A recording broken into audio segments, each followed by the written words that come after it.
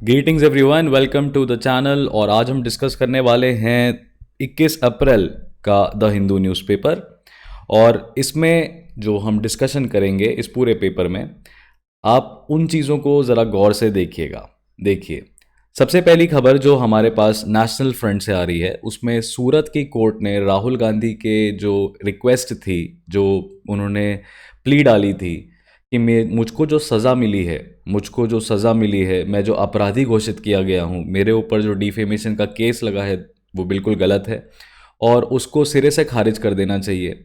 मुझे जो जेल हो रही है, स्टे ऑन कॉन्विक्शन, यानी मुझे आरोपी जो घोषित किया गया है, ज़रा उस ऑर्डर पे आप रोक लगाइए।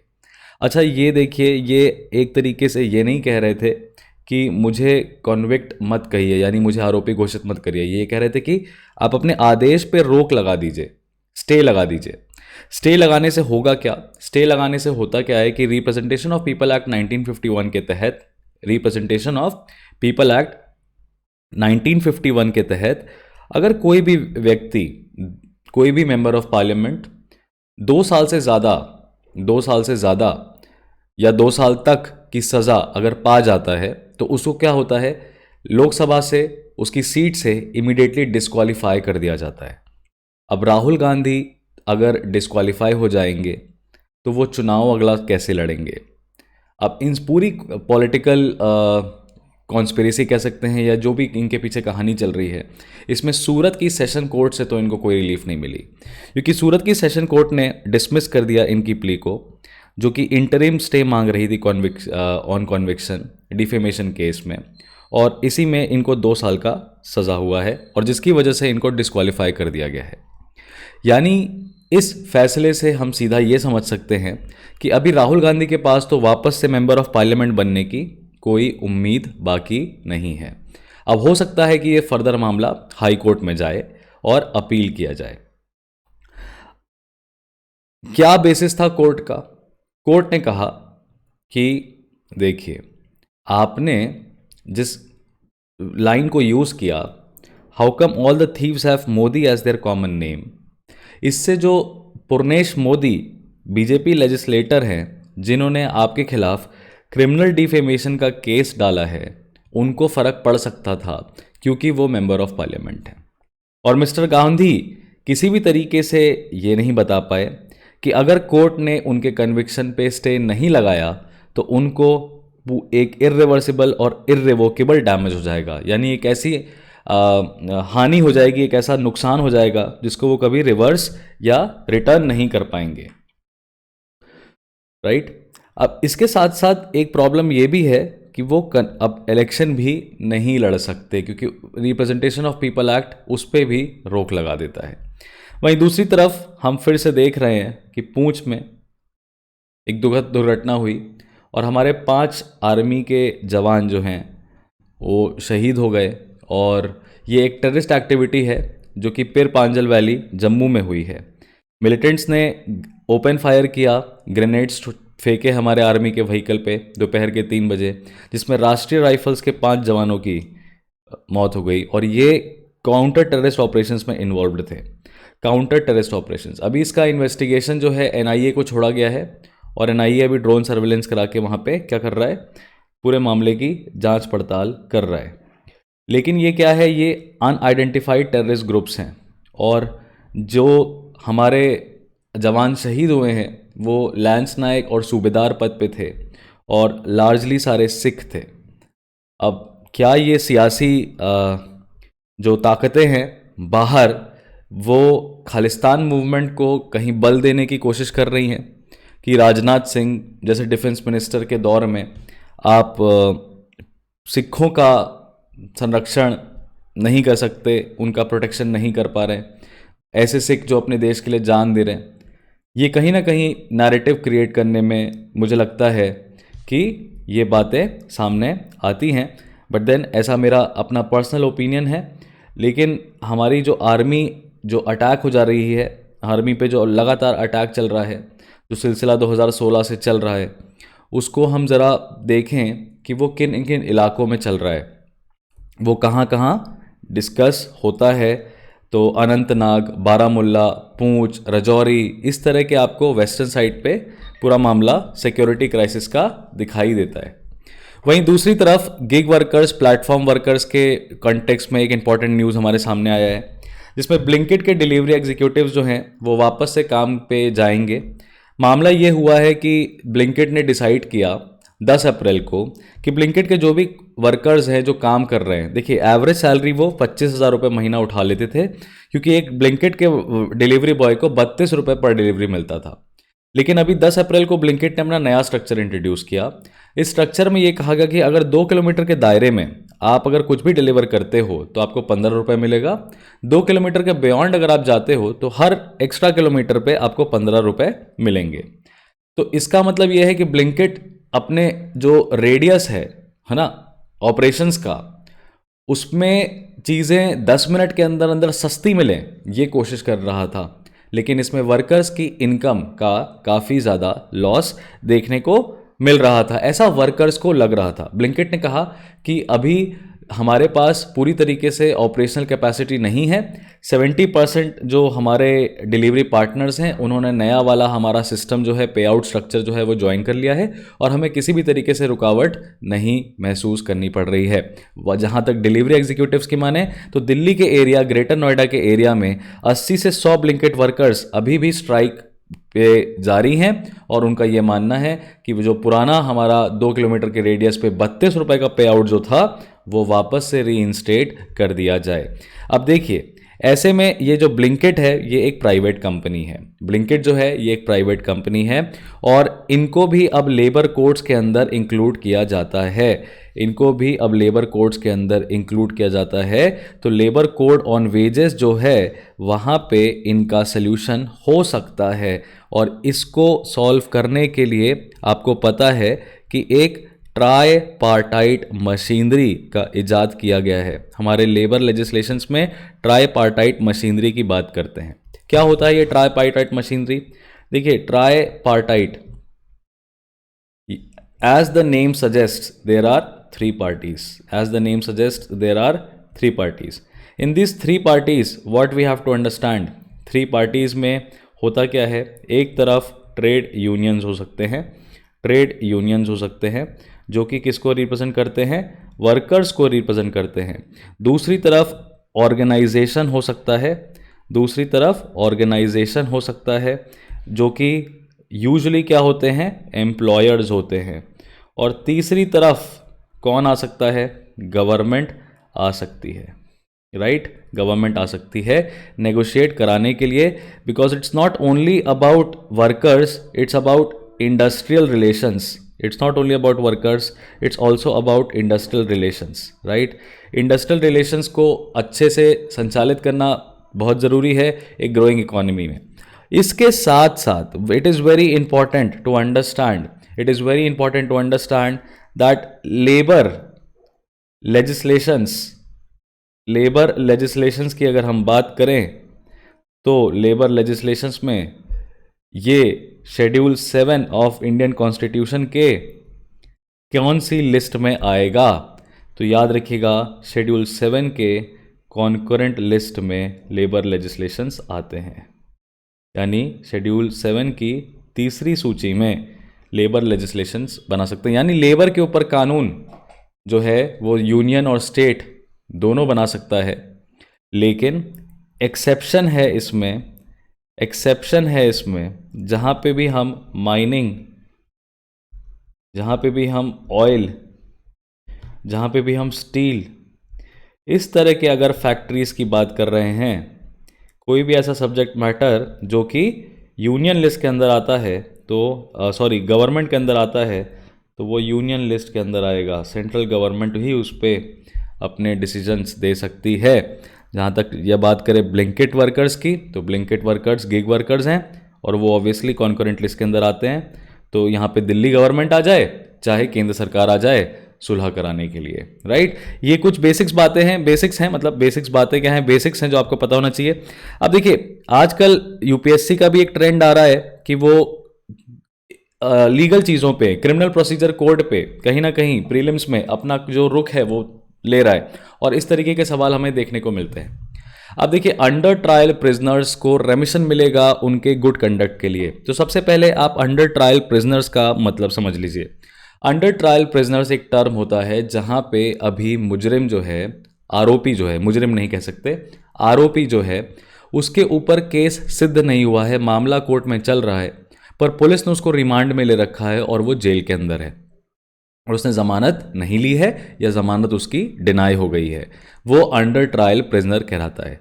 अंडर ट्रायल प्रिजनर आरोपी होता है, अक्यूज्ड होता है, मुजरिम कॉन्विक्ट नहीं होता है। और अंडर ट्रायल प्रिजनर्स हमारे यहाँ पे ये एक बहुत बड़ा प्रॉब्लम है इंडिया की जेलों में कि अंडर ट्रायल प्रिजनर्स इतने ज़्यादा हैं, कॉन्विक्ट से भी ज़्यादा हैं, कि जेल्स हमारी ओवर क्राउडेड हैं।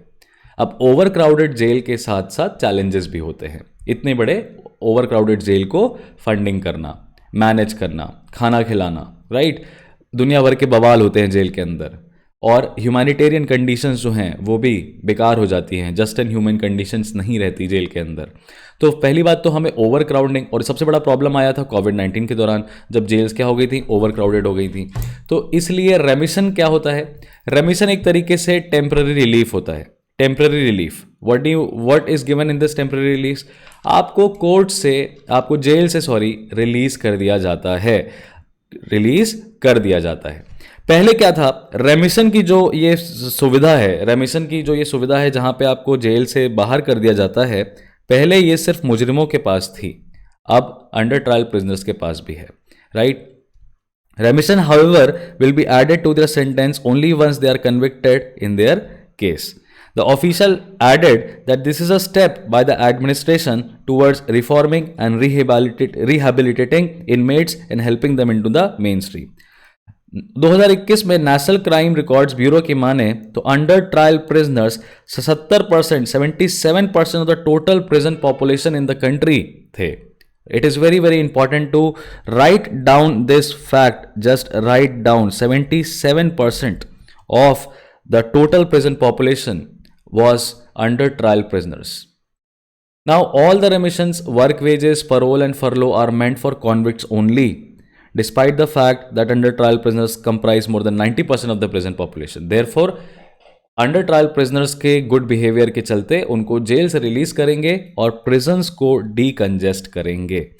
रेमिशन, रेमिशन इज लाइक आपका जो सेंटेंस है, जो आपको सज़ा हो सकती है, वो आप you can serve it from your home. क्या है, you can serve it from your home, ये याद रखिएगा। Remission, you can serve it from your home.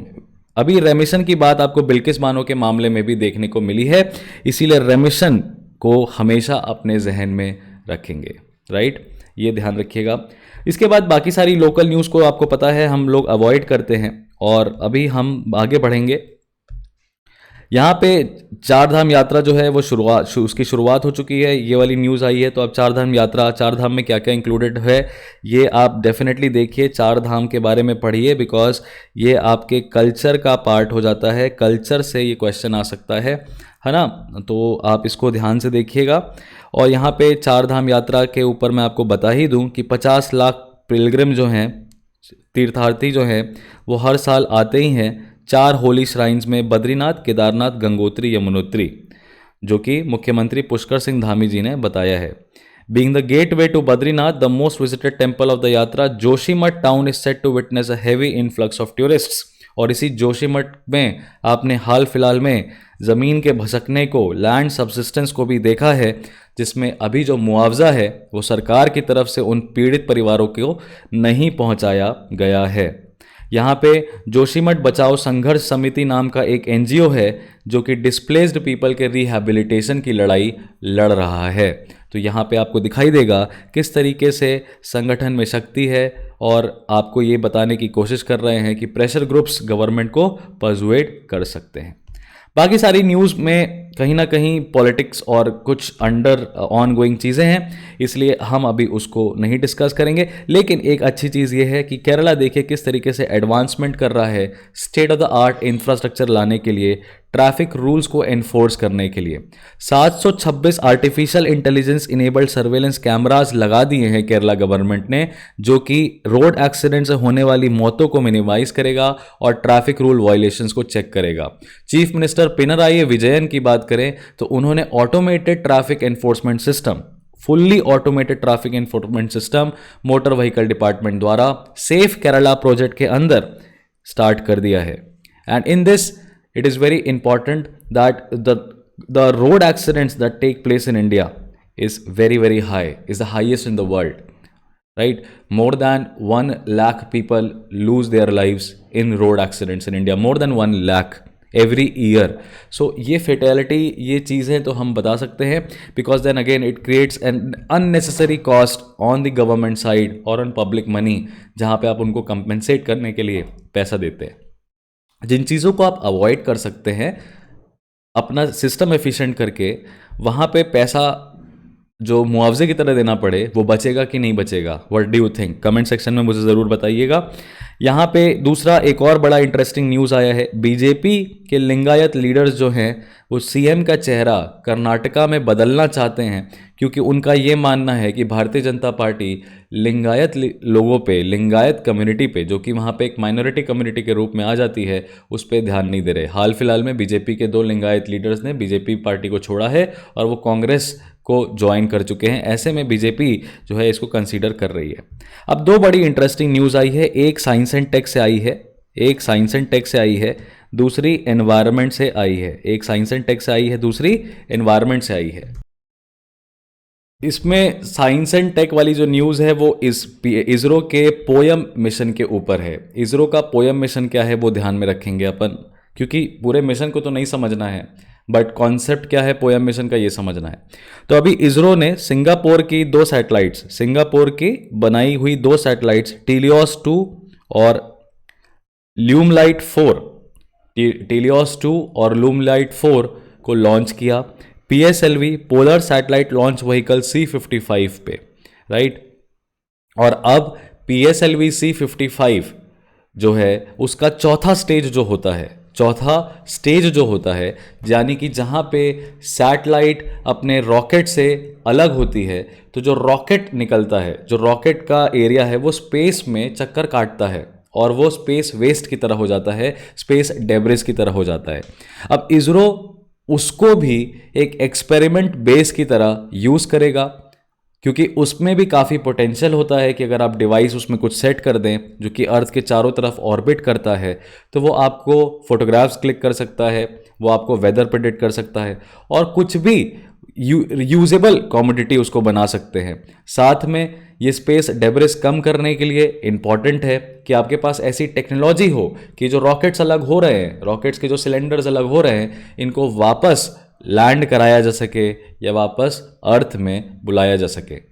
तो उससे अच्छा है इसरो ने सोचा अपने पोयम मिशन में कि PSLV orbital experimental module, PSLV का ऑर्बिटल एक्सपेरिमेंटल मॉड्यूल ही बना दें। ऑर्बिटल एक्सपेरिमेंटल मॉड्यूल में क्या करेंगे? कुछ नहीं करेंगे। जो ऑर्बिटल प्लेटफॉर्म है उसमें साइंटिफिक एक्सपेरिमेंट्स करेंगे पेलोड्स के सेपरेट होने के बाद, राइट। तो ये पोयम मिशन याद रखिएगा, टेलियोस 2 और आप ल्यूमलाइट 4 का भी याद रखिएगा। ये हमने सिंगापुर का लॉन्च किया है और ऑब्वियसली ये कॉमर्शियल जो है ये अब इसरो स्टार्ट कर दिया है।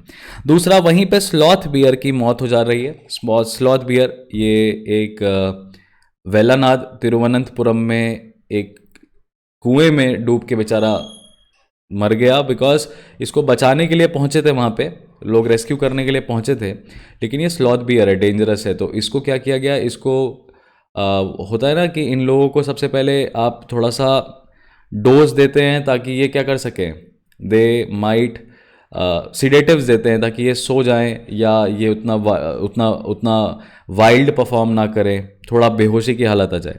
तो उसके बाद क्या हुआ, ये नेट से स्लिप हो गया क्योंकि ये बेहोशी की हालत में जा चुका था, राइट। और उसके बाद अल्टीमेटली क्या हो गया, ये पानी में डूब के बेचारा मर गया। अब बात ये है कि अब लोग इसको ऑब्वियसली कोर्ट तक लेके जाने के लिए कह रहे हैं कि ये फेल्योर है, कंजर्वेशन एफर्ट्स का फेल्योर है कि वो कुएं में डूब के मर गया। अब स्लॉथ बियर का जो कंजर्वेशन स्टेटस है वो हमारे लिए बहुत इंपॉर्टेंट है। वाइल्ड लाइफ प्रोटेक्शन एक्ट के शेड्यूल 1 में इसको प्रोटेक्ट किया जाता है, यानी ये एक एंडेंजर्ड स्पीशीज़ है। ये एक एंडेंजर्ड स्पीशी है। Wild life protection act schedule 1 IUCN red list में भी इसको कंजर्वेशन मिला हुआ है। उसके बाद दूसरी न्यूज़ जो हम देख रहे हैं, टॉर्चर केस की, कस्टडी में, पुलिस कस्टडी में टॉर्चर होने के बाद मौत अगर हो जाए, कस्टोडियल डेथ कहते हैं इसको। क्या कहते हैं? Custodial death. कस्टोडियल डेथ अगर हो जाती है तो पुलिस को सस्पेंड कर दिया जाता है, कई बार नौकरी से निकाल भी दिया जाता है। तो IPS बलवीर सिंह को सस्पेंड कर दिया गया है और स्टेट ह्यूमन राइट्स कमीशन उस कस्टोडियल डेथ के ऊपर अभी डिस्कशन कर रहा है। तो SHRC NHRC का रोल क्या है इन सब चीज़ों को प्रिवेंट करने में, आप इसको समझ सकते हैं। ये पूरा angle national commission on schedule caste के द्वारा भी इन्वेस्टिगेट किया जा रहा है, जिसमें कि शेड्यूल कास्ट की कम्युनिटी का एक व्यक्ति जो है वो जेल में जो है कस्टडी के दौरान इतना टॉर्चर हुआ कि उसकी जान चली गई, और साथ में वो जुवेनाइल भी था, right. He was speaking to reporters after a visit to the government juvenile home from where 12 inmates, juvenile जो हैं अपनी कस्टडी से भाग जा रहे हैं। तो ये कहीं ना कहीं लॉ एंड ऑर्डर की बड़ी खतरनाक स्थिति को दर्शा रहा है। वहीं पे smart policing, slick bunkers and realign roads G20 meeting की जो मीटिंग श्रीनगर में होने वाली है, वहाँ पे श्रीनगर स्मार्ट सिटी कॉरपोरेशन ने पूरी तरीके से जो पुरानी रोड्स हैं उनको डिबंक करके नया करने की कोशिश की गई है। 200 डेलीगेट्स, 80 डेलीगेट्स G20 कंट्री से श्रीनगर में मीटिंग करेंगे, राइट। तो किस तरीके से प्रमोट कर रहे हैं इन सब चीज़ों को आप मेकओवर, और जो इनको रीअलाइंड रोड्स का कॉन्सेप्ट मिल रहा है, ये सब चीज़ें कहीं ना कहीं आप देख सकते हैं कि एक इंटरनेशनल मीटिंग होने से भारत में कितना सुधार होता है। उसके बाद सबसे इंटरेस्टिंग न्यूज़ जो है, पहले तो हम उसकी ओर चलते हैं, और सबसे इंटरेस्टिंग न्यूज़ हमें यहाँ पे सुप्रीम कोर्ट के रेनबो ऑफ होप में देखने को मिलती है। सुप्रीम कोर्ट के रेनबो ऑफ होप में क्या मामला चल रहा है? मामला चल रहा है कि सेम सेक्स मैरिज को क्या कर दिया जाए, सेम सेक्स मैरिज को अलाउ कर दिया जाए। अब सेम सेक्स मैरिज क्यों नहीं अलाउ हो सकती? सेम सेक्स मैरिज इसलिए नहीं अलाउ हो सकती है क्योंकि इंडिया में जो मैरिज का कल्चर है वो पर्सनल लॉ से निकल के आता है। इंडिया में मैरिज का कल्चर पर्सनल लॉ से निकल के आता है। इसका मतलब क्या है? यानी अगर आप हिंदू हैं तो आप हिंदू विधि विधान से, हिंदू मैरिज एक्ट के अंदर शादी करेंगे। अगर आप मुस्लिम हैं तो आप इस्लामिक विधि विधान से आप उससे शादी करेंगे, आप शरियत एक्ट के अंदर शादी करेंगे। अगर आप क्रिश्चियन हैं तो आप क्रिश्चियन कस्टम्स के हिसाब से मैरिज करेंगे। यानी जो आपका मैरिज है वो आपके कल्चर से एसोसिएटेड है, और आपका कल्चर जो है वो आर्टिकल 25-26 फ्रीडम ऑफ रिलीजन से भी एसोसिएटेड है। तो उस प्रिंसिपल को आप वायलेट नहीं कर सकते। अब हर कल्चर में एक कॉमन थ्रेड है, एक कॉमन बात है। वो कॉमन बात क्या है कि जो मैरिज होती है वो हीट्रोजेनस कपल्स का पेयर होता है, यानी कि मेल फीमेल का अलाइनमेंट होता है, मेल फीमेल साथ में रह सकते हैं। जहाँ पे सेम सेक्स मैरिज की बात करें तो वो होमोजेनस नेचर की होती है। इसीलिए होमोजेनस मैरिजेस इंडियन कल्चर के हिसाब से अक्रॉस ऑल रिलीजन्स इज इम्परमिसिबल, ऐसा गवर्नमेंट का कहना है सुप्रीम कोर्ट में। यहीं पे हमारे चीफ जस्टिस ऑफ इंडिया ने कहा कि मामला सुप्रीम कोर्ट के सामने सेक्शन 377 IPC का आ चुका है, जिसमें नवतेज सिंह जौहर के मामले में 2018 में सुप्रीम कोर्ट ने कहा था कि जो सेक्सुअल इंटरकोर्स है, सेम सेक्स पेयर्स में जो सेक्सुअल इंटरकोर्स है, IPC का सेक्शन 377 उसको एक अननेचुरल ऑफेंस मानता था, अपराध मानता था, राइट। अब सेम सेक्स जो इंटरकोर्स हो सकता है वो सोडोमी के नेचर का हो सकता है, और सोडोमी विदाउट कंसेंट या विद कंसेंट जो भी था, it was considered to be an offence.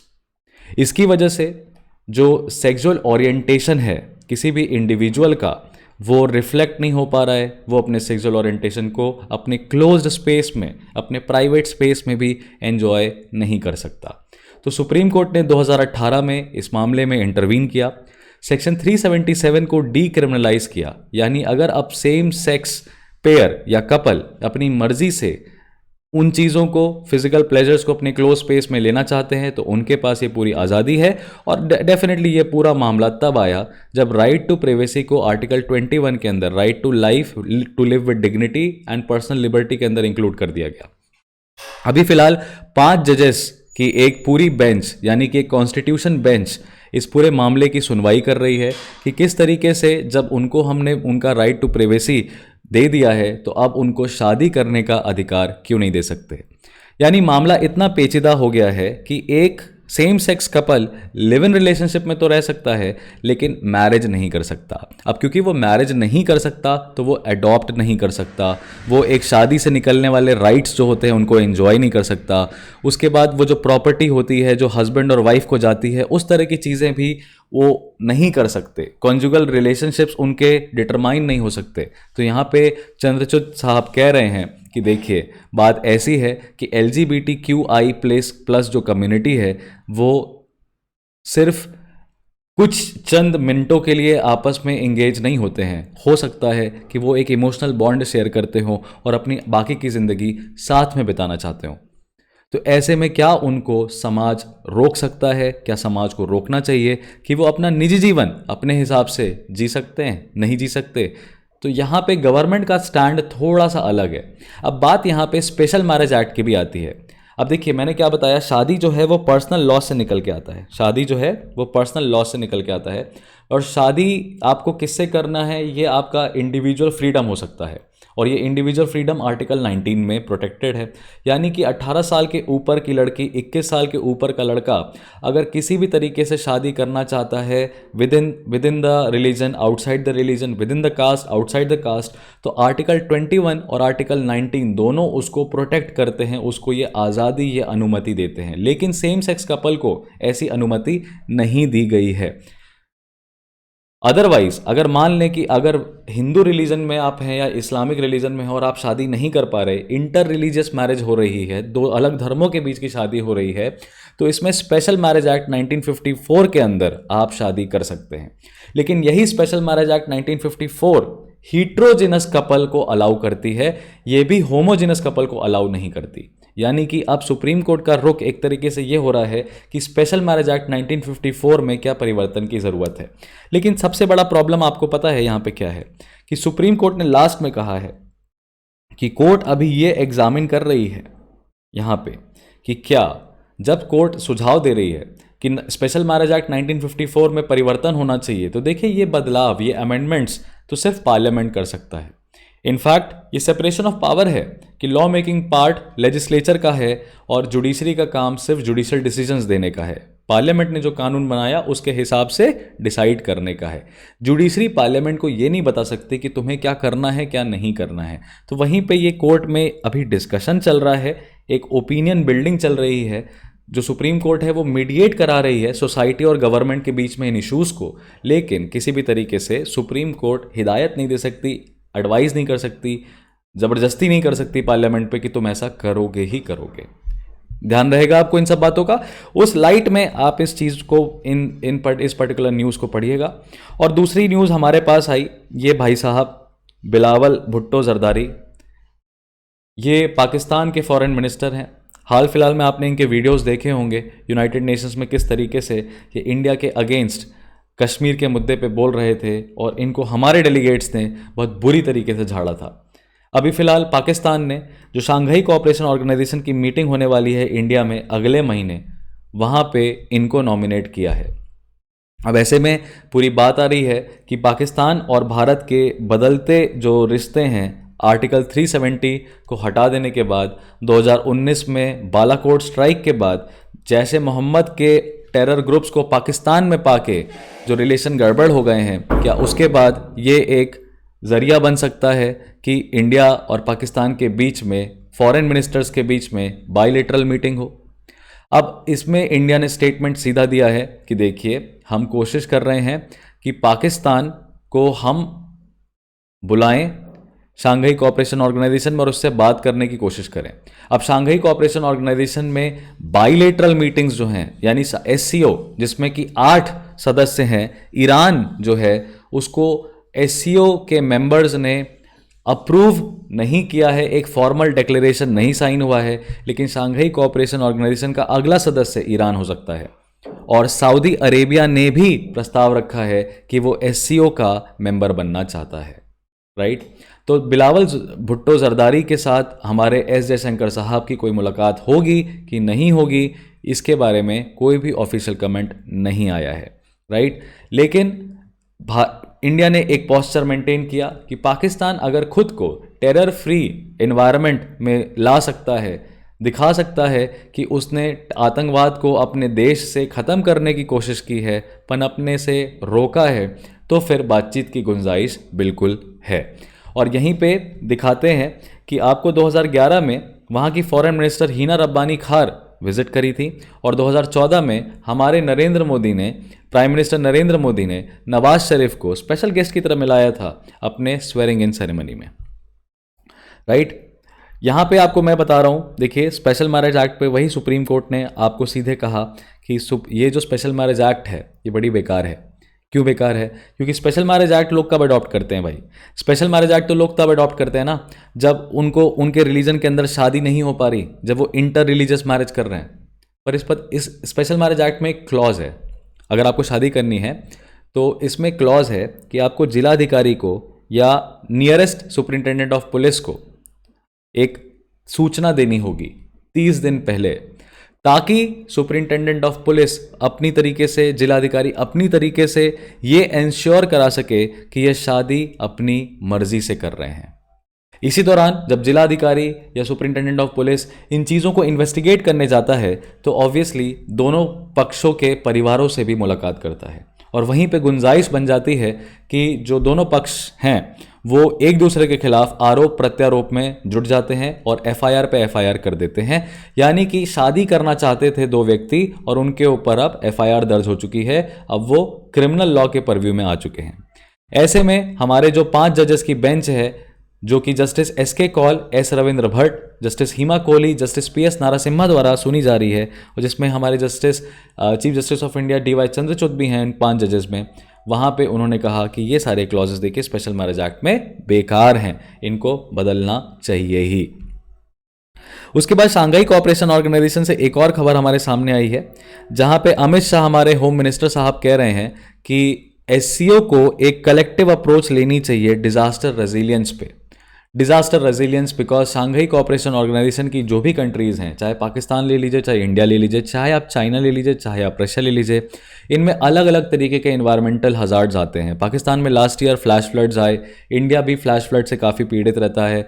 India rising sea level से भी काफ़ी परेशान है, जो हीट वेव्स आ रही हैं उनसे भी परेशान है। सिमिलर प्रॉब्लम्स चाइना में भी रहती हैं। तो कह रहे हैं कि देखिए हम लोग क्या कर सकते हैं, अपनी एक्सपर्टीज़ और एक साथ पैसा इकट्ठा कर सकते हैं ताकि हम क्या कर सकें, इन डिजास्टर रेजिलियंस चीज़ों को काम कर सकें। जब एससीओ के मेंबर्स की अगर बात करें तो अभी हाल फिलहाल 8 मेंबर्स हैं, जिसमें China, India, Kazakhstan, Kyrgyzstan, Russia, Pakistan, Tajikistan, Uzbekistan, ये सब शामिल हैं। शंघाई कोऑपरेशन ऑर्गेनाइजेशन की अगर आप शुरुआत देखेंगे तो ये 2001 में हुई थी। ये चार्टर बेस्ड ऑर्गेनाइजेशन है। कैसा ऑर्गेनाइजेशन है? चार्टर बेस्ड ऑर्गेनाइजेशन है। चार्टर बेस्ड ऑर्गेनाइजेशन का मतलब ये होता है कि इनकी मीटिंग के बाद जो भी ये रेजोल्यूशन लेते हैं ये एक दूसरे पे बाइंडिंग होता है, उसको सम्मान देना ही पड़ेगा।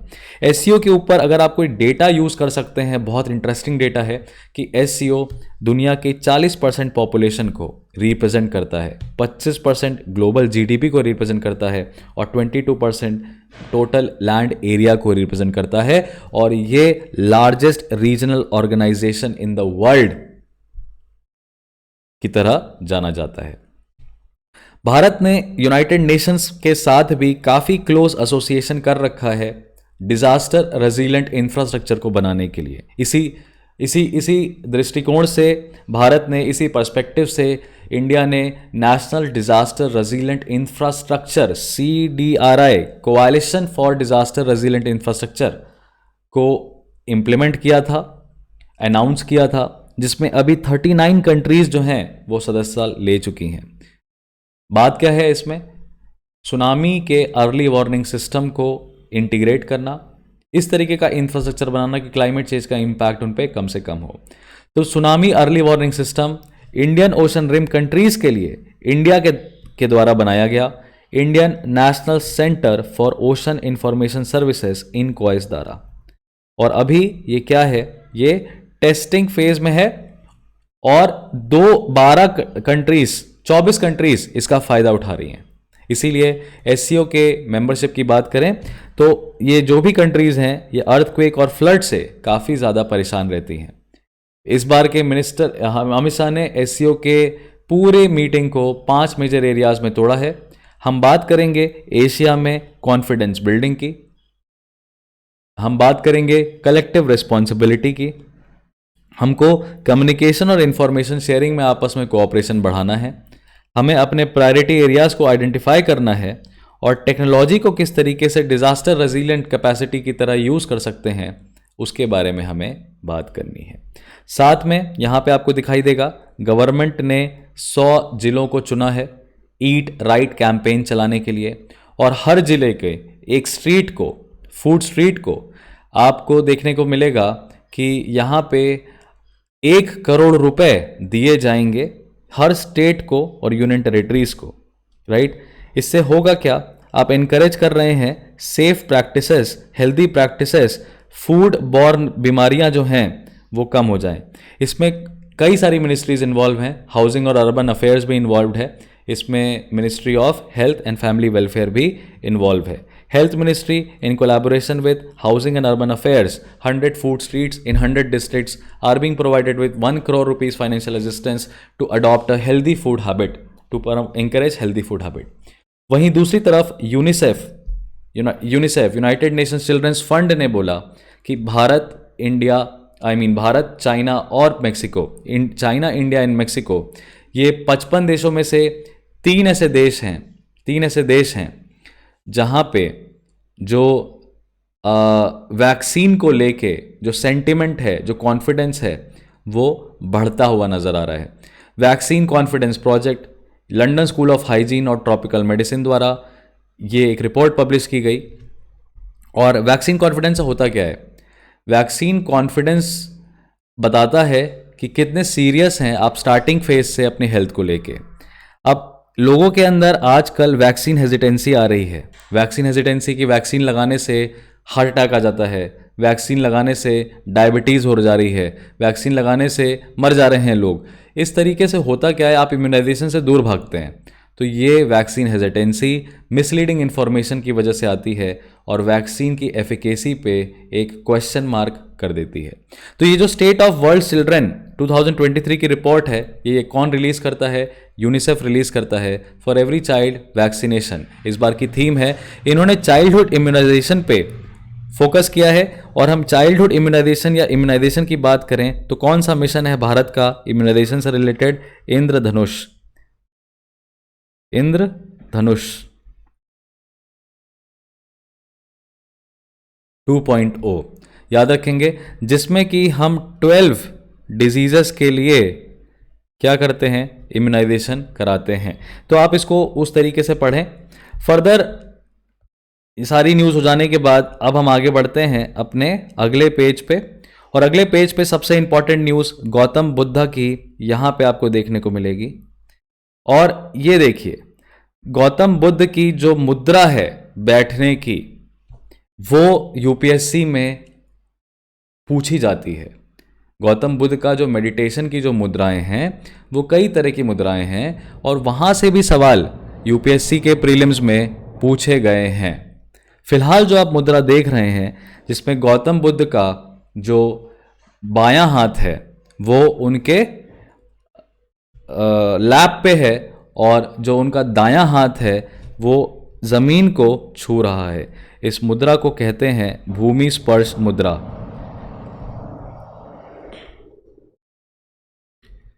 इस मुद्रा को कहते हैं भूमि स्पर्श मुद्रा, राइट। तो गौतम बुद्ध की मुद्राओं पे डेफिनेटली पढ़ाई करनी चाहिए अपने को। ये ancient art and culture, ancient history से जो क्वेश्चंस हैं यहाँ पे बन सकते हैं। अब सवाल ये हो सकता है आपके सामने कि पहली ग्लोबल बुद्धिस्ट समिट जो है वो कहाँ कराई गई। प्राइम मिनिस्टर नरेंद्र मोदी ने वर्ल्ड की सभी प्रॉब्लम्स को बताया जो कि इस सेंचुरी में हम देख रहे हैं वॉर, इकोनॉमिक क्राइसिस, आतंकवाद, क्लाइमेट चेंज, और ये सभी कॉन्टेम्प्रेरी ग्लोबल चैलेंजेस हैं।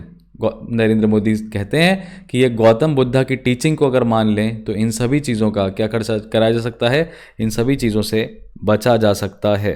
A better and stable world could only be achieved by considering the nations dealing with scarcity of resources. It is the need of the hour that priority of every person and nation should be the interest of the world along with the interest of the country. Right? In this, he also talked about Life, Mission Life, which is the initiative by India, Lifestyle for Environment. And he had stated that the recent motivation, the inspiration for achieving the global landmarks has been Gautam Buddha. So, पहली global Buddhist summit was conducted in India, very important, right. यहाँ पे कुछ और भी चीज़ें आ रही हैं हमारे सामने। फॉरेन, हमारे वाइस प्रेसिडेंट कह रहे हैं कि फॉरेन यूनिवर्सिटीज़ में एंटी इंडिया कैंपेन्स आजकल बहुत ज़्यादा हो रहा है, एंटी इंडिया एक्टिविटीज़ बहुत ज़्यादा हो रही हैं। और उसके बाद हमें ये दिखाई देता है कि ऑस्ट्रेलिया के जो इंडियन स्टूडेंट्स हैं, ऑस्ट्रेलिया में जो इंडियन स्टूडेंट्स हैं वो काफ़ी ज़्यादा वहाँ पे रेसिस्ट डिस्क्रिमिनेशन फेस करते हैं। तो ऑस्ट्रेलियन यूनिवर्सिटीज़ ने कहा है कि किसी भी तरीके से हम डिस्क्रिमिनेशन नहीं करते हैं। और अभी आपको पता है कि ऑस्ट्रेलिया की 2 यूनिवर्सिटीज़ जो हैं भारत में, गुजरात में खुलने वाली हैं। तो ऐसे में गुजरात, ऑस्ट्रेलिया के साथ जो रिलेशन है हमारा, वो बहुत होना चाहिए, राइट। अभी यहाँ पे एक छोटी सी न्यूज़ आ रही है, big cat campaign that went wrong, campaign by Pratibha Vasantrao Patil at Arabavi in Belagavi district in 1989 goes down in history as one of the most unique ones. ठीक है, आप इसको भी देखिएगा, लेकिन अभी हम मेजर न्यूज़ को पहले कवर कर लेते हैं। वर्ल्ड से रिलेटेड अब हम न्यूज़ पे आए तो बस यूक्रेन ने कह दिया, देखो नाटो भाई बहुत हो गया, नाटो बस बहुत हुआ, अब बता दो कि तुम हमें कब अपना मेंबर बनाओगे। अभी नाटो की मुलाकात विलिनियस में होने वाली है और जेंस स्टोल्टनबर्ग जो नाटो के चीफ हैं, उन्होंने कहा है कि ये एक हिस्टोरिक मुलाकात अपने आप में होने वाली है, क्योंकि ये मुलाकात में यूक्रेन को शायद सदस्यता दी जा सकती है। अब स्वीडन और फिनलैंड को में आप देखेंगे फाइनली जो स्वीडन है उसको मेंबर बना दिया गया है नाटो का। नाटो में 31 मेंबर हो चुके हैं। कीव को भी ऐड करने की, यानी यूक्रेन को भी ऐड करने की बात जो है चल रही है। नाटो के चीफ जेंस स्टोल्टनबर्ग ने कहा कि हम कोशिश कर रहे हैं कि रशिया यूक्रेन के वॉर के बीच में नेगोशिएशन करा सकें। वहीं आप दूसरी तरफ एक यमन और दूसरी तरफ आप सीरिया, यमन और सीरिया से रिलेटेड न्यूज़ देखते हैं। यमन और सीरिया की जब भी हम बात करते हैं तो हम 3 कंट्रीज़ की चर्चा करे बिना, इनफैक्ट 4 कंट्रीज़ की चर्चा करे बिना नहीं बढ़ सकते। यमन का जो लोकेशन है वो अफ्रीका के पास है ना। और सीरिया का जो लोकेशन है वो मेडिटेरेनियन सी के पास है, लेवांट रीजन में है। लेवांट रीजन क्या है, इसके ऊपर भी प्रीलिम्स में क्वेश्चन आ चुका है। तो यमन और सीरिया में सियासी जंग हो रही है। सूडान भी एक देश है जिसमें आजकल ये काम हो रहा है, सियासी जंग हो रही है।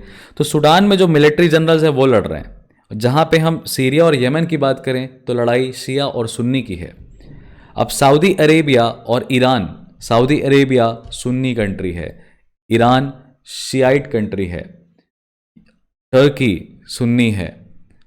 ये कंट्रीज़ जो हैं कहीं ना कहीं वहाँ की डेमोक्रेसी को, वहाँ की गवर्नमेंट्स को हिलाने की कोशिश करती हैं और अपना आदमी बिठाने की कोशिश कर रही हैं। इसकी वजह से बड़ा प्रॉब्लम पूरी दुनिया में हो रहा है। और यहीं पे ये 3 इंटरनेशनल रिलेशंस की जो न्यूज़ है, हम इसको एक एडिटोरियल से डिस्कस कर सकते हैं। और वो एडिटोरियल है बीजिंग अकॉर्ड के ऊपर। वो एडिटोरियल है बीजिंग अकॉर्ड के ऊपर। ये बीजिंग अकॉर्ड क्या है? देखिए, बीजिंग अकॉर्ड चाइना ने ईरान और सऊदी अरेबिया के बीच में सुलह कराई है और कहा है कि किसी तरीके से आपको पॉलिटिकल इकोनॉमिक कोऑपरेशन जो है वो प्रमोट करना पड़ेगा। पॉलिटिकल इकोनॉमिक कोऑपरेशन का मतलब कि आपको आपस में एम्बेसी खोलनी पड़ेगी, डायरेक्ट फ्लाइट्स ओपन करिए और वीज़ा करिए। तो चाइना ऑलरेडी वेस्ट एशिया की डिप्लोमेसी में चाइना एंटर कर गया है एक स्टेबल नेगोशिएटर की तरह। और क्या ये स्पेस इंडिया को किसी तरीके से असर डालेगा? तो भारत के लिए तो बहुत अच्छी बात है, हम जो काम करना चाहते हैं चाइना हमारे लिए वो काम आसान कर रहा है।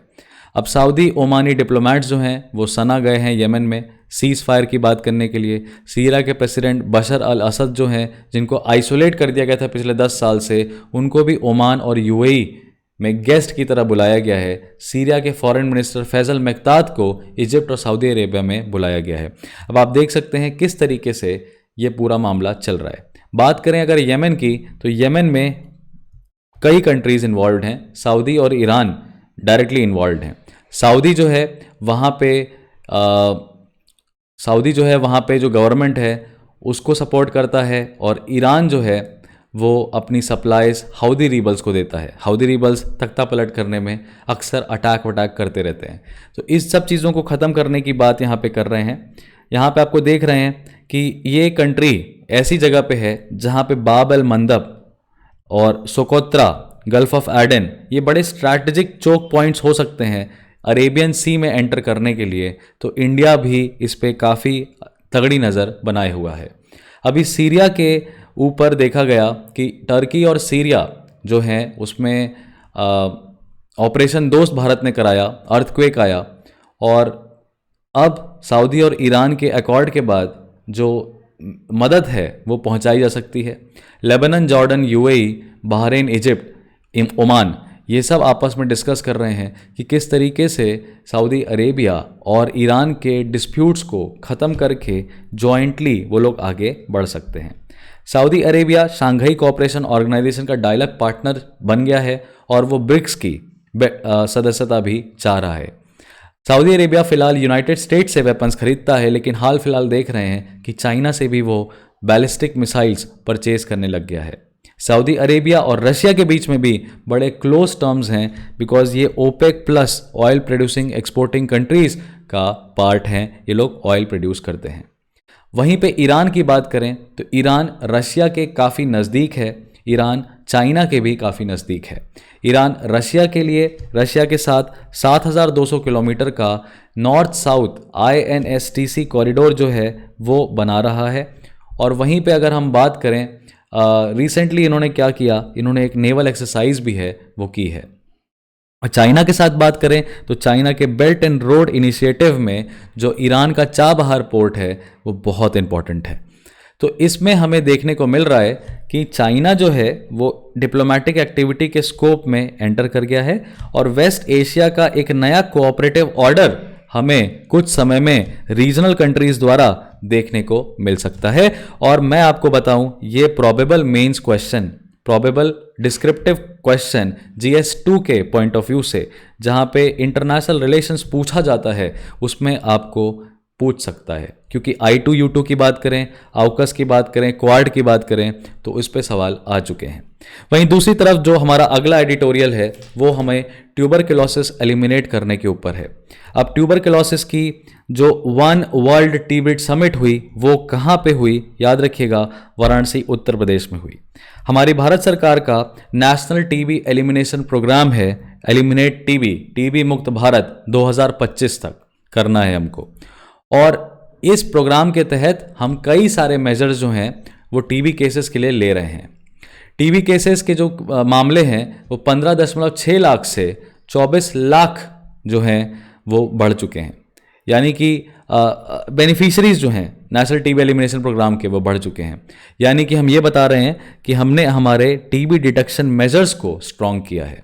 लेकिन फिलहाल में यहाँ पे 4 चीज़ें आपको ऑथर जो है वो सजेस्ट करता है, यही हमारे आंसर राइटिंग में काम करता है, और इन्हीं पॉइंट्स को हम लोग नोट करते हैं, राइट। इन्हीं पॉइंट्स को हम नोट करते हैं। जैसे कि आपको बता रहे हैं कि पहला है प्राइवेट सेक्टर को अपने को इंक्लूड करना है टीबी एलिमिनेशन में। सोशल सपोर्ट प्रोविजंस जो हैं उनको बढ़ाना है। दूसरा, डायग्नोस्टिक टूल्स यानी डिटेक्ट करने के जो तौर तरीके हैं, जो डिवाइसेस हैं, जो सेटअप है, उसको भी हमें नया करना है, रिवैम करना है, नई दवाइयाँ लेके आनी है, न्यू ड्रग रेजिमेंट्स लेके आने हैं, और टीबी मैनेजमेंट को फाइनली बढ़ाना है। नेशनल टीबी प्रेवलेंस सर्वे की बात करें तो 64% पीपल अभी तक जो टीबी से इन्फेक्टेड हैं वो किसी तरह की केयर सीक नहीं करते। ये ध्यान में रखिएगा ये एक बहुत बड़ा डेटा है जो कि आप यूज़ कर सकते हैं। 64% लोग टीबी की केयर नहीं लेते, टीबी पता हो जाती है फिर भी नहीं कर पाते, और ऐसे कितने ही होंगे जिनमें टीबी डिटेक्ट ही नहीं होती होगी बिकॉज उन्होंने जांच ही नहीं कराई। तो ऐसे में ये ज़रूरी है कि भारत जैसा देश हेल्थ रिसर्च और डेवलपमेंट पे इन्वेस्ट करे। मिशन कोविड सुरक्षा एक अच्छा पर्सपेक्टिव था जो कि इंडिया ने क्रिएट किया, एक अच्छा इनिशिएटिव था जहां पे पब्लिक प्राइवेट पार्टनरशिप के साथ हम वैक्सीन जो है वो बनाने की कोशिश कर रहे थे, इनॉक्यूलेशन कराने की कोशिश कर रहे थे, और अलग अलग बहुत सारे वैक्सीन प्लेटफॉर्म्स जो हैं हमारे मैन्युफैक्चरिंग सेक्टर में आके हमारे वैक्सीन की जो ग्रोथ स्केल है उसको बढ़ाया है। तो यहाँ पे आपको ऑथर क्या सजेस्ट कर रहा है? ऑथर कह रहा है कि ऑलरेडी एग्जिस्टिंग वैक्सीनेशन जो है बीसीजी नाम का, बैसिल कैलमेट ग्यूरिन नाम का, वो उतना प्रोटेक्ट नहीं करता है एडोलेसेंट्स को और एडल्ट्स को जिनमें टीबी का हाईएस्ट रिस्क होता है। तो ऐसे में सबसे इम्पॉर्टेंट है कि आप एक वैक्सीन ऐसी बनाएं जिससे एलिमिनेशन पॉसिबल हो। दूसरा, टीबी के डायग्नोसिस पे, टीबी के प्रिडिक्शन पे, टीबी के डायग्नोसिस पे आपको जो टेस्ट्स हैं वो एक्सेसिबल करने हैं, अफोर्डेबल करने हैं, ताकि हर पर्सन जिसको कुछ भी ऐसा सिम्टम लगे टीबी जैसा, वो क्या कर सके, विद इन मिनट्स अपनी जांच करा सके। साथ ही में टीबी के सिम्टम्स की अवेयरनेस जो है वो सब जगह पहुंचानी पड़ेगी। कौन से टेस्ट होते हैं? जैसे कि nasal and tongue swab test lab जो है वो गेम चेंजर का हो सकता है।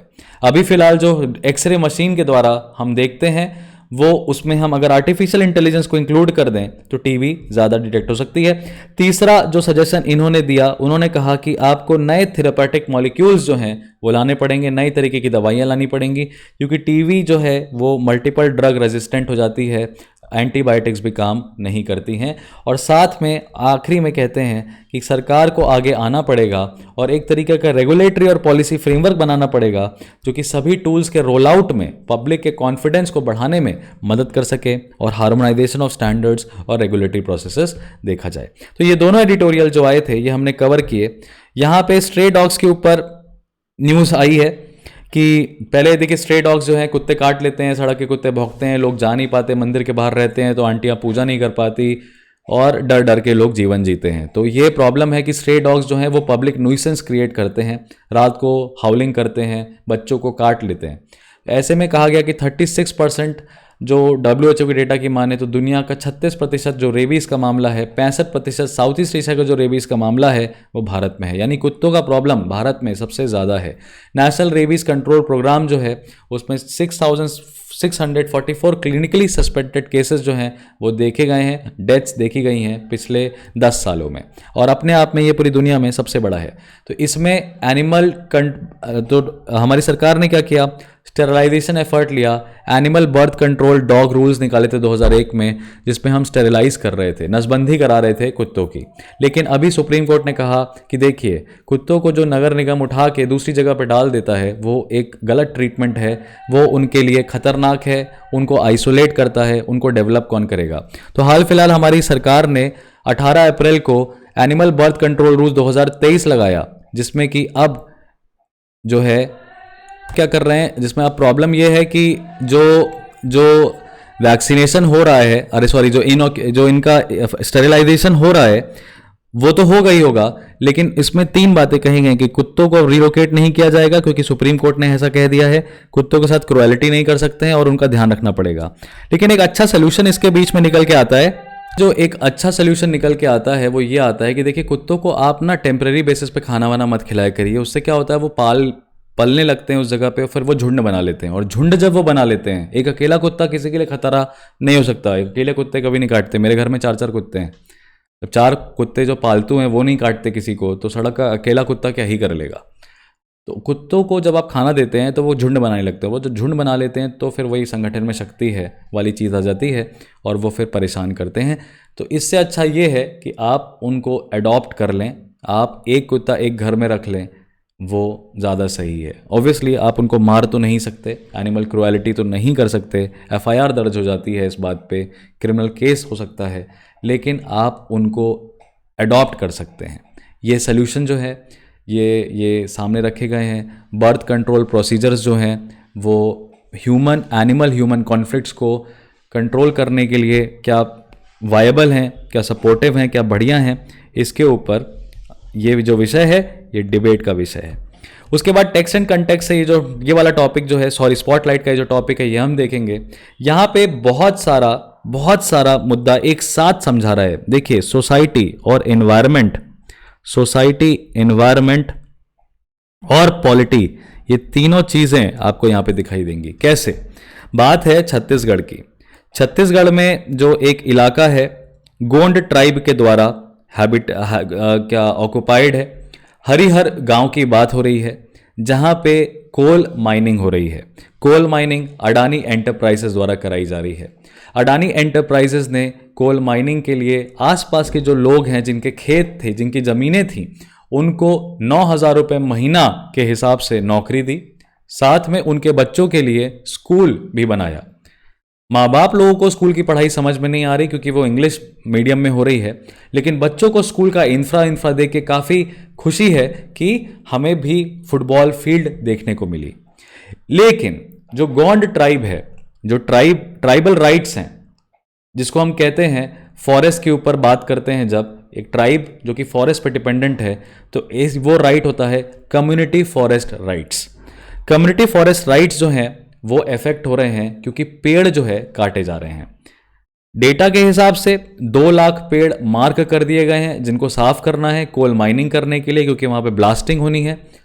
और कितने और पेड़ काटे जा सकते हैं? 8 लाख पेड़ जो हैं वो काटे जा सकते हैं। तो गांव जो ये हरिहरपुर है, ये गांव फंस गया है एक ऐसे जगह पे जहां पे एक तरफ हासदेव फॉरेस्ट है जो काटी जा रही है, जो क्लियर की जा रही है, और वहीं दूसरी तरफ कोल माइन है जो कि एक्सटेंड हो रहा है।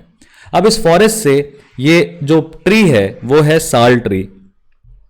साल ट्री से काफी ज्यादा कमाई ये ट्राइबल कम्युनिटी कर लेती थी, लेकिन साल ट्री काट देने से इस ट्राइबल कम्युनिटी की जो कमाई है वो खत्म हो जाएगी। इस ट्राइबल कम्युनिटी का ऐसा कहना है कि यार हम अगर माइनिंग में काम करेंगे ना तो हमें 8 घंटा काम करना पड़ेगा और 6 दिन काम करना पड़ेगा, तब जाके हमको 9,000 रुपये मिलेगा। जब हमारे पास जंगल ऑलरेडी है उससे हम 15,000 रुपये तक कमा लेते हैं, तो फिर हमें माइनिंग में काम करने की ज़रूरत क्यों ही पड़ेगी। और तब का क्या होगा जब कोल वहाँ पे कोल माइंस में ख़त्म हो जाएगा।